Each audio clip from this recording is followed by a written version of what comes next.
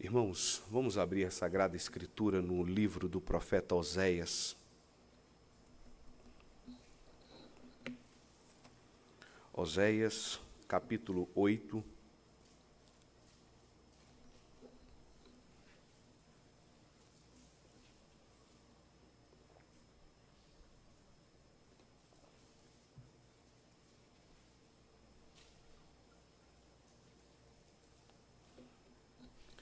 Hoje nós meditaremos em 2 capítulos deste livro, capítulo 8 e capítulo 9. A princípio faremos a leitura somente do capítulo 8. Os irmãos acompanhem atentamente a leitura. Emboca a trombeta, ele vem como a águia contra a casa do Senhor, porque transgrediram a minha aliança e se rebelaram contra a minha lei. A mim me invocam, nosso Deus, nós, Israel, te conhecemos. Israel rejeitou o bem, o inimigo o perseguirá. Eles estabeleceram reis, mas não da minha parte. Constituíram príncipes, mas eu não o soube. Da sua prata e do seu ouro fizeram ídolos para si, para serem destruídos. O teu bezerro, ó Samaria, é rejeitado. A minha ira se acende contra eles. Até quando serão eles incapazes da inocência? Porque vem de Israel porque vem de Israel é obra de artífice, não é Deus, mas em pedaços será desfeito o bezerro de Samaria. Porque semeiam ventos e cegarão tormentas. Não haverá seara, a erva não dará farinha, e se a der, comê-la-ão os estrangeiros.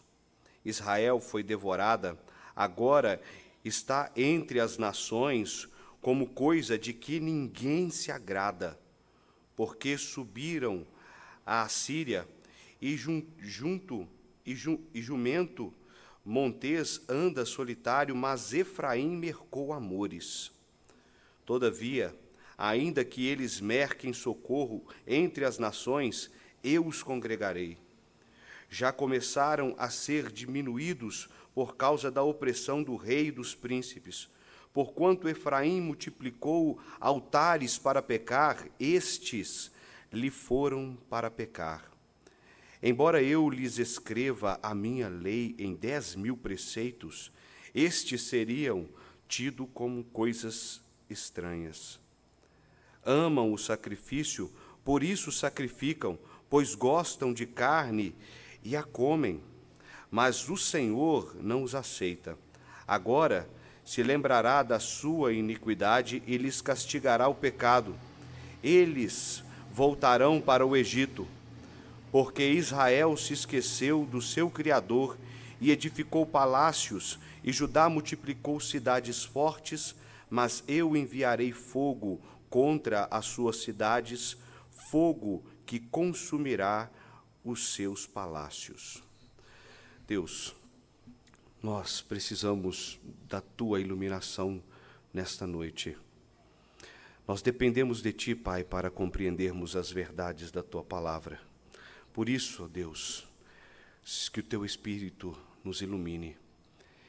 E que sim, ó Deus, o meditar do nosso coração possa ser agradáveis diante de ti. Nós te louvamos e bendizemos o nome de Jesus. Irmãos, a música, ela tem uma importância muito grande para o ser humano. Especialmente no período da Reforma Protestante, os irmãos vão ter conhecimento de que muita teologia e muito ensinamento doutrinário foi passado para as pessoas através de canções. Lutero compôs cânticos. Nós vamos ver Calvino em Genebra com o Saltério e vários outros reformadores. Mas não só na Reforma Protestante a música foi algo importante, mas também em períodos como no Grande Avivamento americano, do século XIX, XX, Meus irmãos, ali também a música foi um dos braços importantes para aquele avivamento. Por exemplo, John Wesley e o seu irmão também fizeram várias composições de hinos belíssimos que acompanham muitas igrejas ainda hoje. Mas a música, meus irmãos, ela tem vamos dizer assim, essa intencionalidade em ensinar ou passar informações que são importantes para que elas fiquem fixas. Se os irmãos muitas vezes podem reparar que, às vezes, alguns trechos da mensagem a igreja não se lembra durante a semana, mas os cânticos, volta e meia, nós cantamos eles durante a semana. E esses ensinamentos, através dos cânticos, meus irmãos, são uma forma didática de ensinar a igreja. Mas essa ferramenta que é usada na igreja para o bem, no mundo, ela é usada para o mal. Alguns anos atrás, meus irmãos, uma geração de pessoas foi marcada por músicas como uma que expressa muito bem o que Israel estava vivendo nesses dias, que era Faroeste Caboclo. Os irmãos já ouviram falar dessa música, uma música da banda Legião Urbana, que conta a história de um homem chamado João, que viveu uma vida, meus irmãos, completamente desregrada, fazendo tudo o que ele desejava. E essa música, provavelmente muitos dos irmãos aqui lembram-se dela. E esse homem, ele sai de uma cidade do interior da Bahia, e ele vai para Brasília, se envolve no crime, se apaixona, e faz tudo o que ele queria, mas encontra pessoas no seu caminho que eram tão más contra ele. E ele acaba, no final da música, sendo morto. Meus irmãos, Israel se mostrou, ou se mostra no livro de Oséias, uma nação que é relutante, como João, em permanecer no pecado, no erro, nas suas paixões. Mesmo o Senhor tentando trazê-la, congregá-la, como ele diz no versículo 10, que ele iria os congregar, mesmo assim ela persistia em permanecer no erro. Meus irmãos, Oséias, ele foi um profeta que levantou a sua voz no meio de uma nação idólatra, que nos irmãos lembram nos cenários passados, que nos primeiros capítulos ali ilustram a história da vida de Oséias como sendo um teatro vivo, mostrando a prostituição do povo de Israel.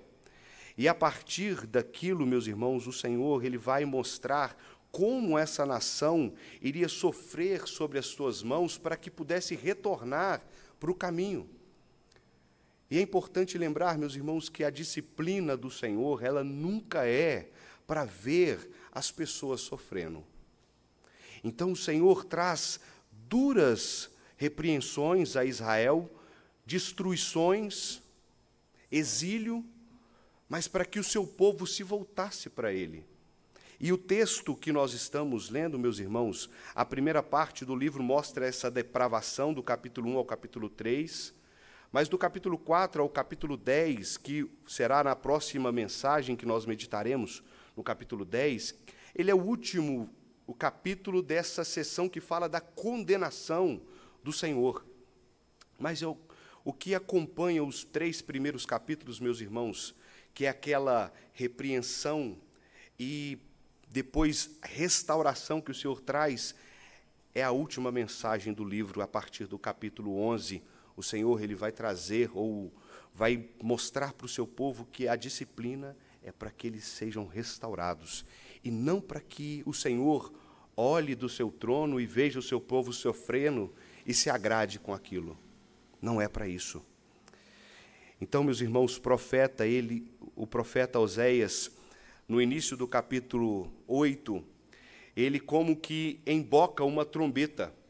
E lembrem-se que o contexto daquela época, aquele que embocava a trombeta provavelmente seria um sentinela que anunciava que nações ou que o perigo estava próximo. Então, Oséias, ele aqui no primeiro versículo, ele emboca essa trombeta e começa a soar, mostrando para o povo de Israel que aquela destruição que o Senhor já vinha falando, ela estava próxima a acontecer. estava à beirada, aos redores da nação, próximo a acontecer.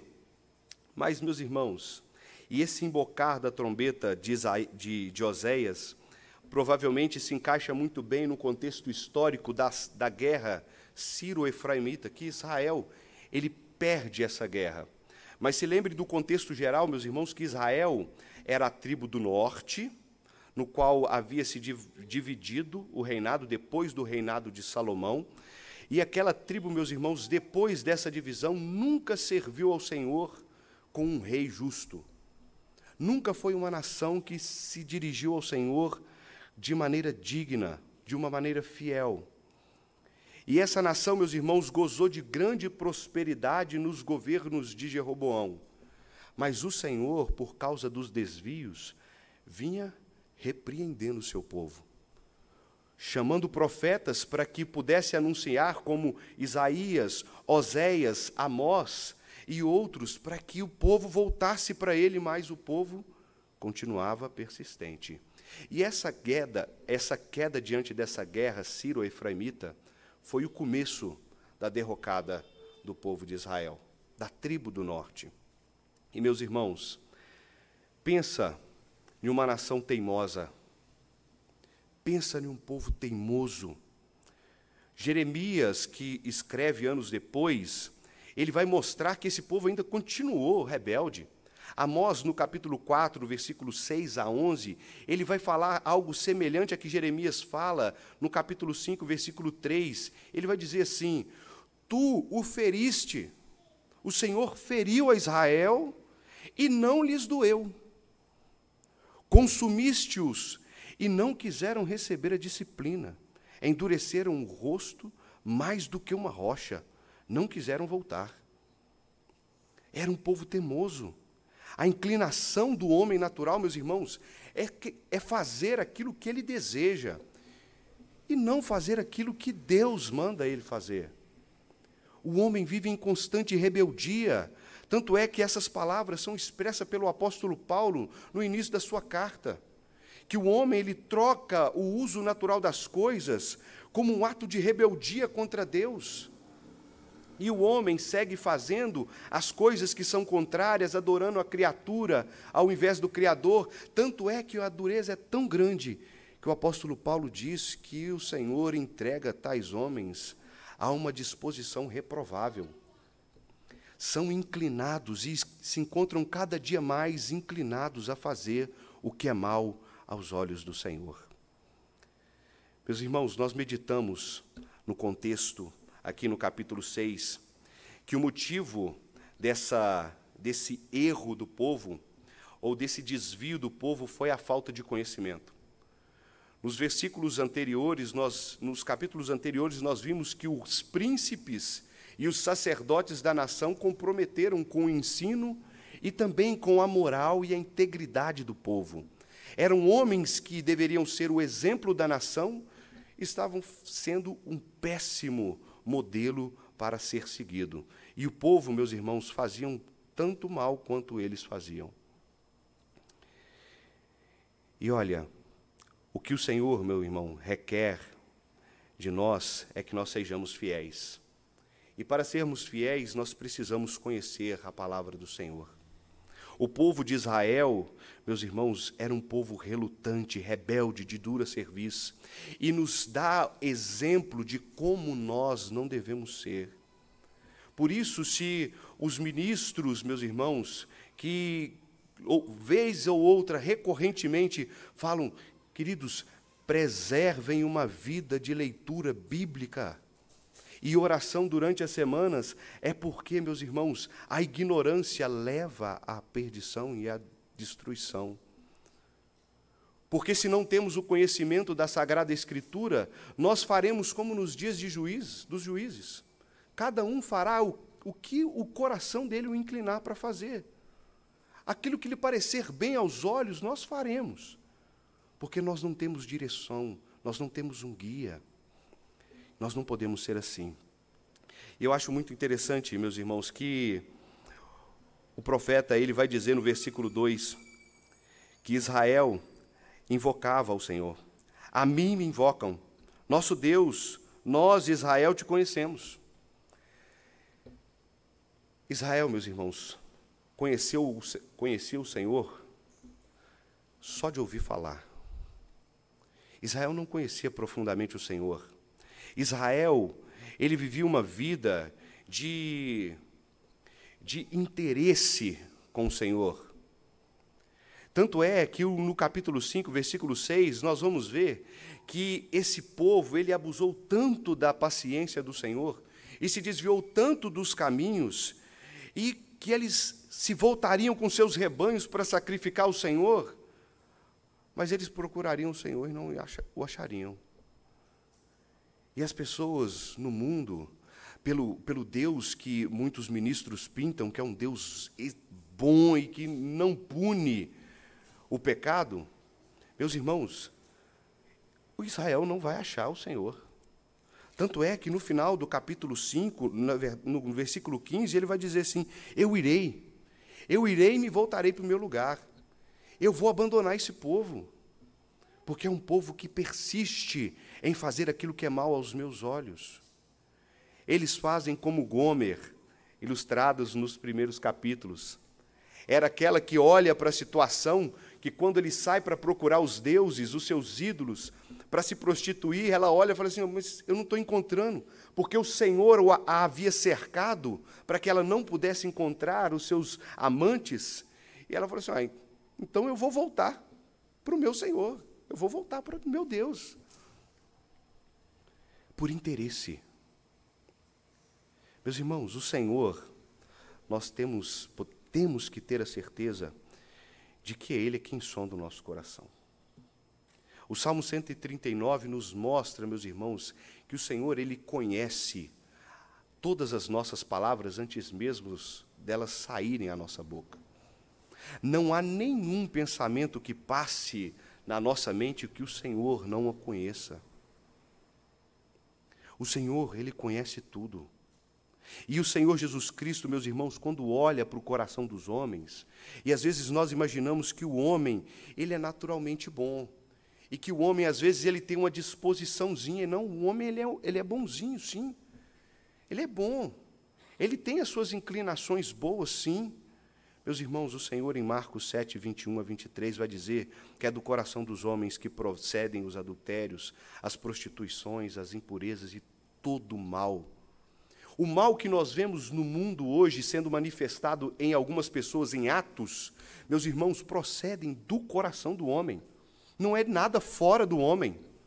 Às vezes as pessoas imaginam que a depravação e a maldade de uma sociedade é fruto do comportamento, é fruto do meio, como se a maldade fosse um fruto da sociedade, que é um conceito.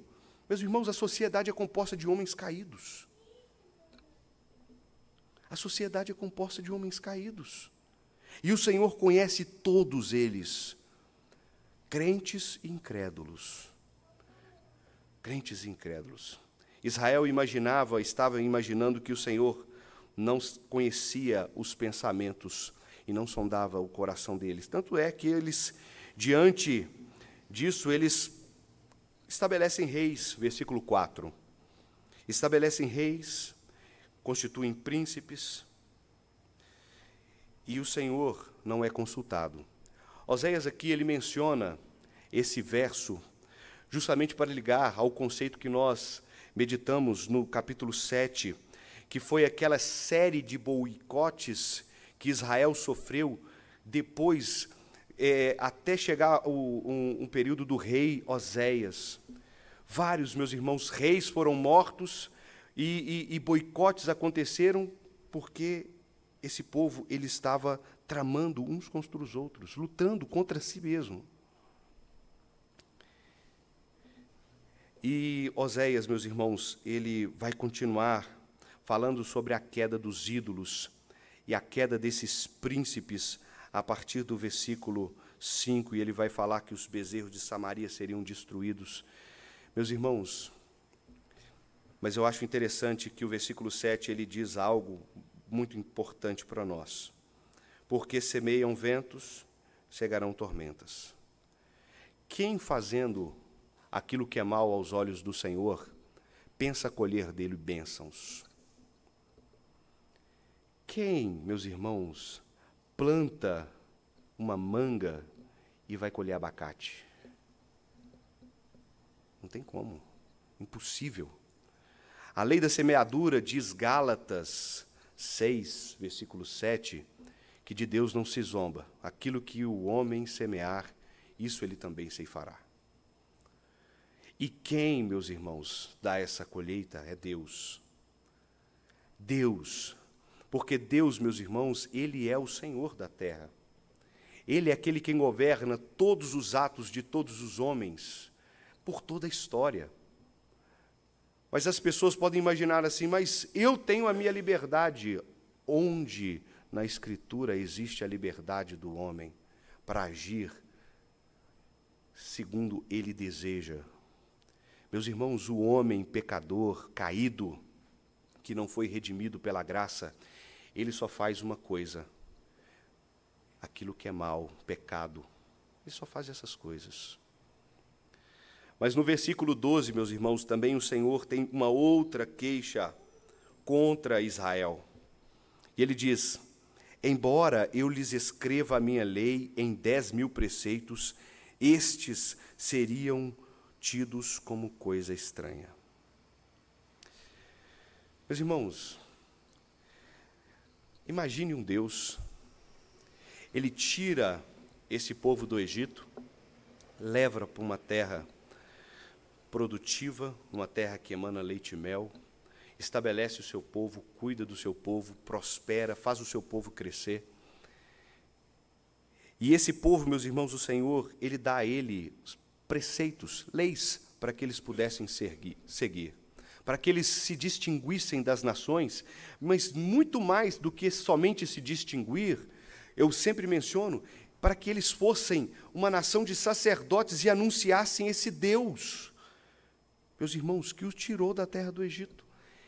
E esse povo, embora o Senhor tenha dado a eles a lei, e aqui ele usa uma expressão exagerada, em 10.000 preceitos, mesmo que eles se escrevessem essa lei em 10.000 preceitos, meus irmãos, Israel ia ter essas coisas como coisa estranha. Meus irmãos, Deus poderia, diante do pecado do homem, fazer como um monarca, um rei que está no seu palácio de marfim, e ele olha para os seus súditos de forma alheia, e olha para eles, ele poderia fazer assim e abandoná-los, não se importar com as suas preocupações e olhar somente para si. Mas o que Deus faz? Deus faz como Israel fez, como ele fez aqui no versículo 13, ele ia lá, oferecia sacrifícios ao Senhor, mas qual era o objetivo deles?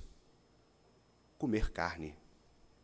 Eles sacrificavam ao Senhor não por causa dos preceitos da lei de Deus, para agradar ou fazer as coisas de conformidade com a lei de Deus, para que eles pudessem ser perdoados do pecado, visto que aqueles sacrifícios apontavam para Cristo, esperando o perdão dessa aliança que seria estabelecida em Jesus.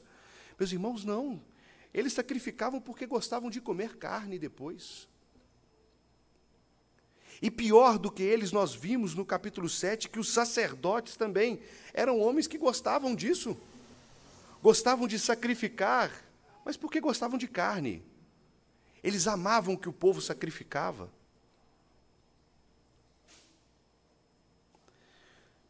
Meus irmãos, Deus não é como um de nós. Deus não é, como diz Spurgeon, Deus não é dessa ordem. Não é da ordem dos homens. Porque não há nenhum pardal que Deus ele não tenha o seu governo em seus decretos. E Deus, meus irmãos, ele é misericordioso, porque aprove a ele se revelar ao homem. Ele deu a revelação natural que já era suficiente, já é suficiente, para que todos aqueles que não creem em Jesus Cristo sejam condenados. Mas, meus irmãos, Deus, além disso, nos dá essa revelação, que é a Sagrada Escritura. E nós podemos olhar para ela e vermos assim, mas como? Essa Sagrada Escritura um livro, a revelação de Deus é a revelação de Deus. Embora tenha sido escrita por vários homens, durante um longo período de tempo, meus irmãos, é uma palavra que é coesa. É uma palavra que, meus irmãos, nós podemos ir a ela todos os dias, que nos deleitaremos em um banquete novo todos os dias. Não há pobreza na palavra do Senhor. Ela é rica e o homem precisa dela. A partir do capítulo 9, meus irmãos, nós vamos ver que Deus ele acabará com as festas de Israel.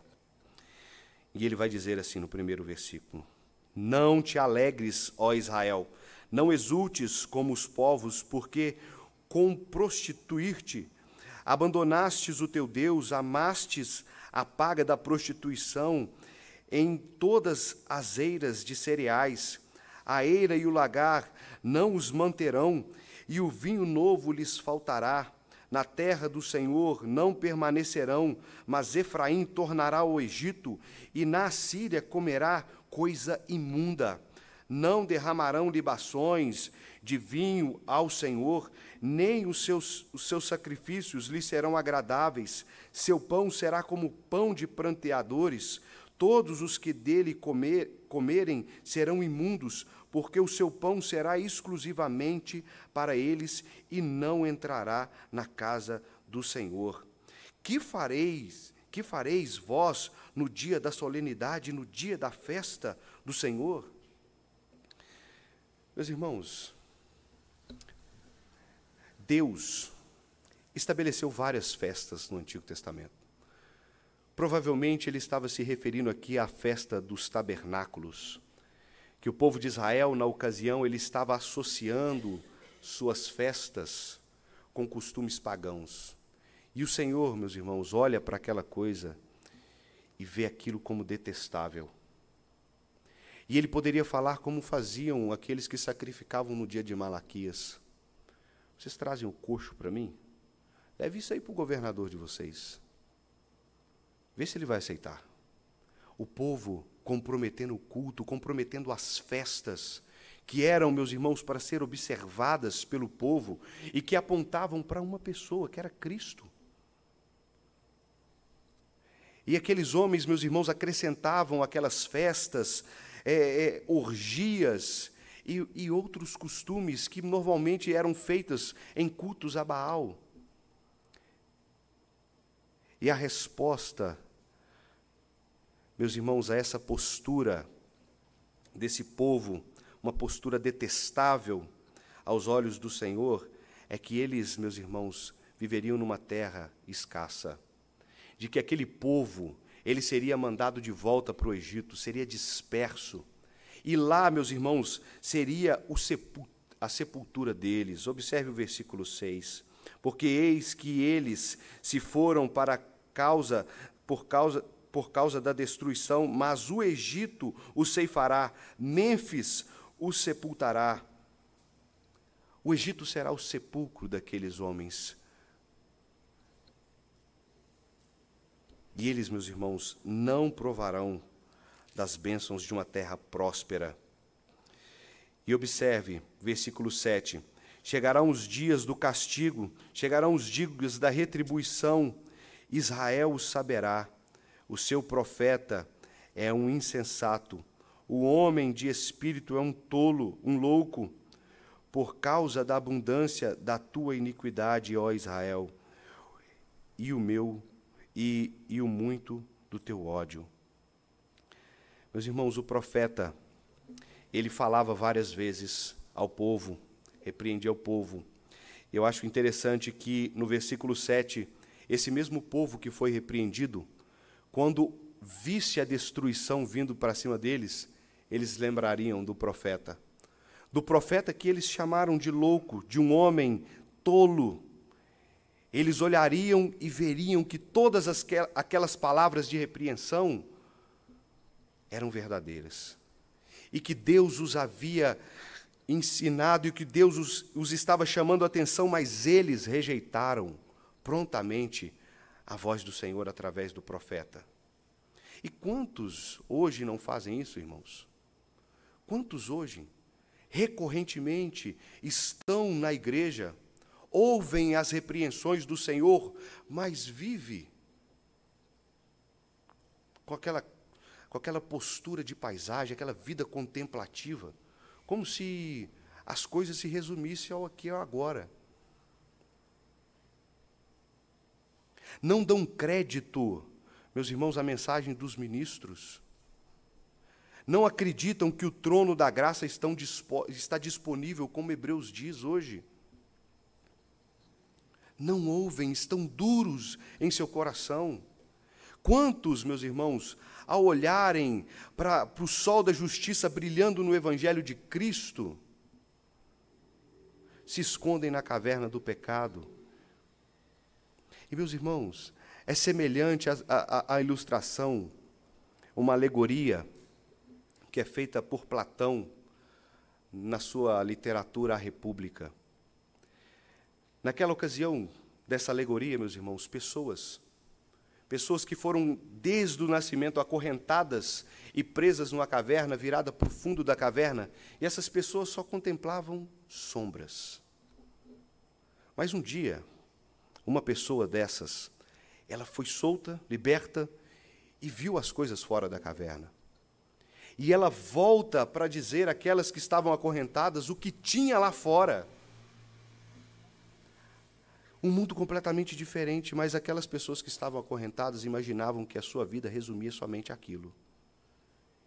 E rejeitaram aquela pessoa, de forma bem resumida. Essa é a ilustração que se passa em muitos que estão dentro da igreja, olhando como se as coisas se resumissem somente à vida nessa terra. E as repreensões do Senhor são como coisas vazias. O profeta, meus irmãos, ele diz aqui no versículo 8 que ele é como um sentinela contra Efraim. O sentinela é aquela personagem que ficava à vigia, mas só que era um vigia como um inimigo.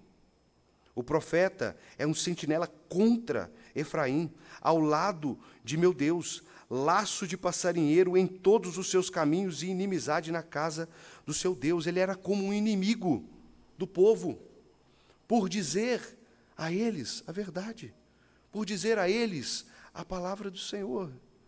E diante de toda essa situação, o profeta tido como louco, a destruição vindo, escassez e destruição dos príncipes e dos ídolos de Israel, a partir do versículo 10, meus irmãos, o profeta começa a lamentar o estado de pecado do povo. E ele vai dizer assim: achei Israel como uvas no deserto, vi vossos pais como as primícias da figueira nova, mas eles foram para Baal-peor e se consagraram à vergonhosa idolatria e se tornaram abomináveis como aquilo que amavam.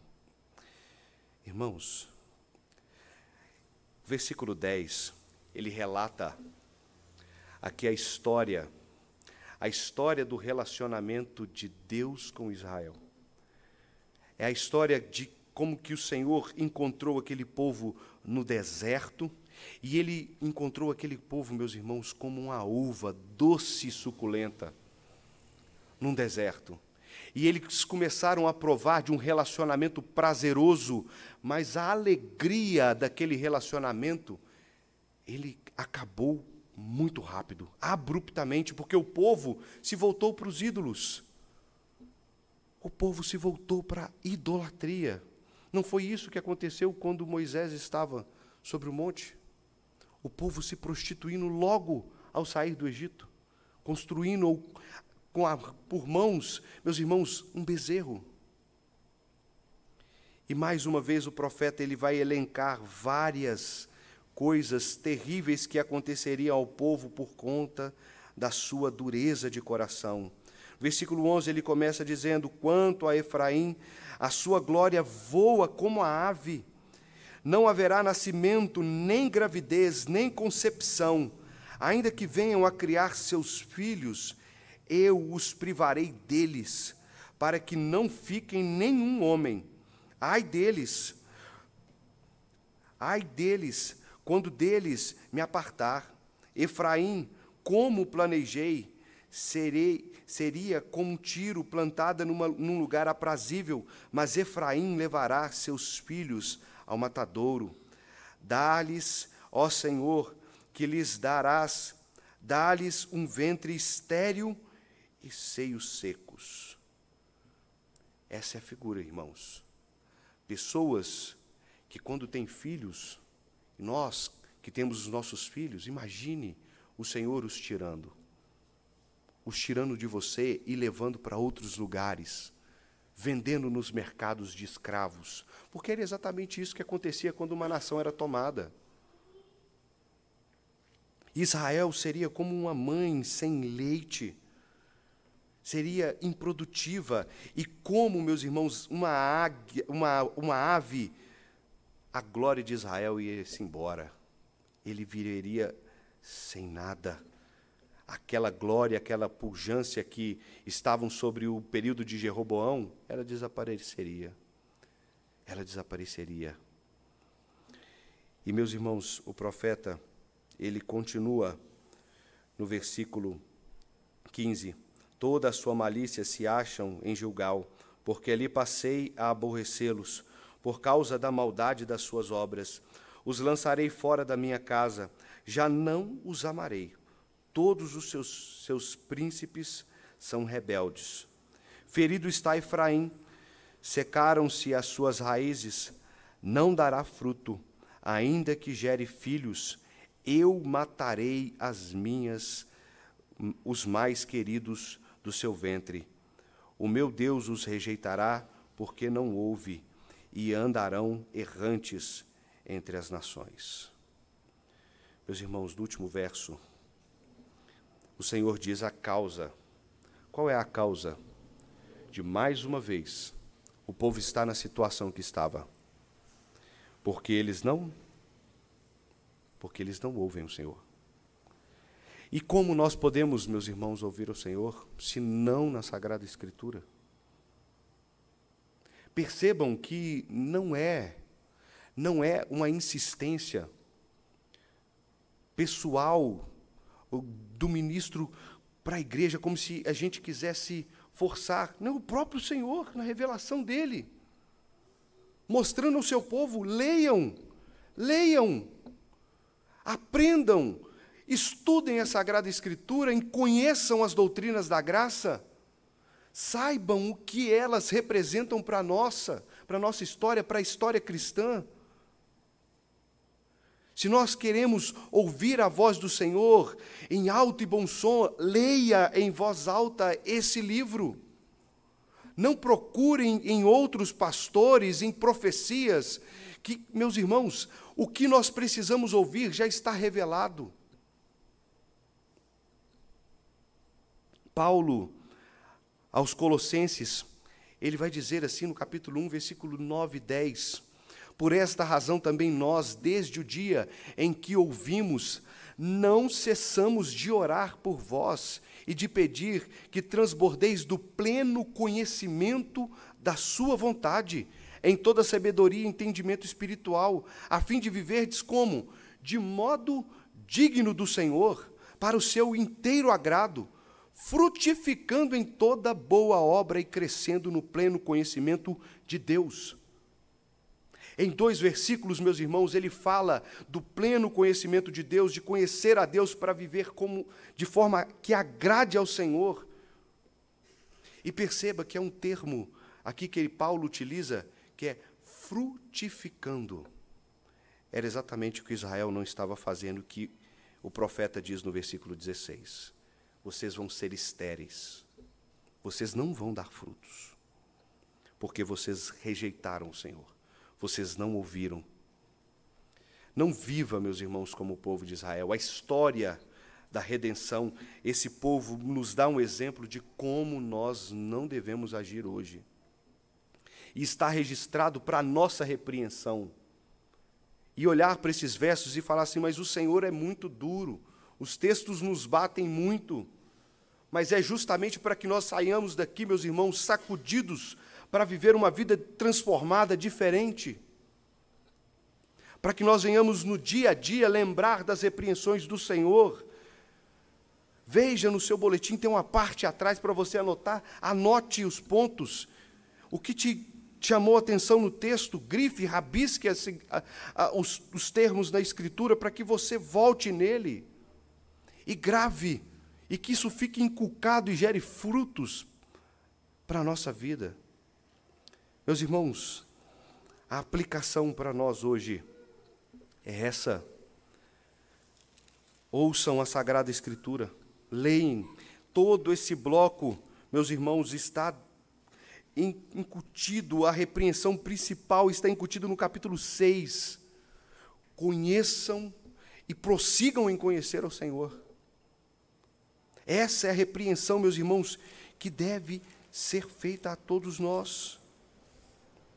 Que nós venhamos levar isso a sério e que nesse ano, meus irmãos, nós possamos viver uma vida de leitura e de aplicação da palavra de Deus, que esse é o cerne de uma vida piedosa.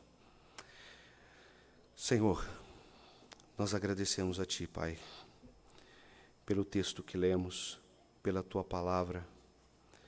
Nós agradecemos a Deus por mais uma vez, ó Deus, o Senhor utilizar a vida do povo de Israel para nos dar exemplo, ó Deus, de como nós devemos andar. Aquele povo ouvia a sua palavra e a tratava com indiferença. Nós lhe pedimos, Pai, que tenha misericórdia de nós e não permita, ó Deus, que nós venhamos fazer o mesmo. O Senhor, ó Deus, conhece o nosso coração. O Senhor, ó Deus, sabe como nós temos zelado por cultuar ao Senhor. Porque uma vida de fidelidade e obediência ao Senhor não se resume em somente vir à igreja aos domingos. Uma vida de piedade e de zelo ao Senhor afeta todas as áreas da nossa vida, tudo o que fazemos. Por isso, Deus, sem a Tua ajuda, nós não seremos capazes. O Senhor é quem conhece o nosso interior muito melhor do que nós e sabe que nós somos pó. Por isso nós precisamos de Ti. Levanta, ó Deus, em nos ajudar. Estenda as Tuas mãos para nós e nos socorre, Senhor. É o que nós te pedimos nessa noite, em nome de Jesus. Amém.